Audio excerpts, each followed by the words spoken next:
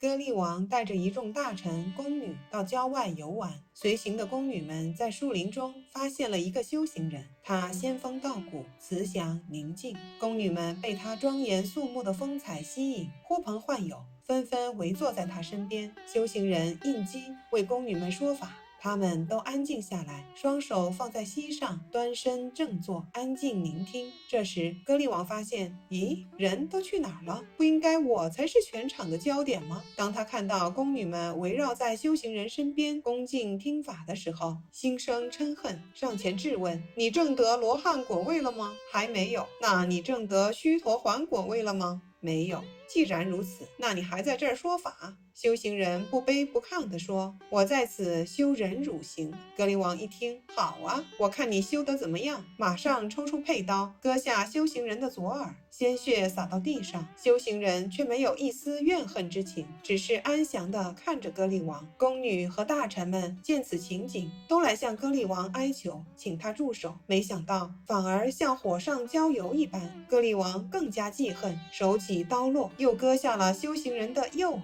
左手、右手，身边的哀求和鲜血让他停不下来，终于将修行人节节肢解。可是修行人的面容仍旧安详，看不到一点恐惧愤恨。这时天忽然暗了下来，瞬间大雨如注，狂风吹起沙石，扑灭了歌利王的怒火。他好像惊醒过来一样，请求修行人原谅自己的所作所为。修行人安详地说：我心中既没有嗔恨，同样也没有贪欲。歌利王仍不放心，问道：大德，我怎么知道您心中没有嗔恨呢？如果我确实没有嗔恨，请即刻让这身体复原如初。说完，修行人残破的身体恢复如常。他接着说：歌利王，你被烦恼蒙蔽智慧，被嗔火烧去本性，我不会责怪你。将来我成佛时，名叫释迦牟尼，第一个来度的人就是你。这修行人就是忍辱仙人，是释迦牟尼佛的前身。歌利王就是后来的乔陈如尊者。佛陀在鹿野苑初转法轮，第一个证得阿罗汉果位的就是他。